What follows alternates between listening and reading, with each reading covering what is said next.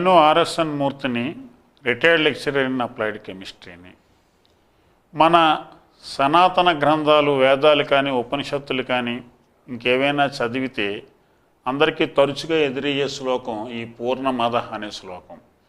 ఇది అందరికీ తెలుసు. పూర్ణమద పూర్ణమిదం పూర్ణాత్ పూర్ణముదచ్యతే పూర్ణస్య పూర్ణమాదాయ పూర్ణమేవావశిష్యతే. అది పూర్ణం అంటే ఏ సృష్టి నుంచి, ఏ భగవంతుడిలోంచి వచ్చిందో అది పూర్ణం. దాని నుంచి వచ్చిన సృష్టి కూడా పూర్ణం.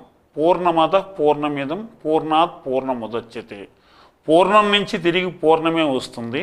పూర్ణస్య పూర్ణమాదాయ అంటే పూర్ణంలోంచి ఈ వచ్చిన భాగాన్ని తీసేస్తే మిగిలింది కూడా పూర్ణమే.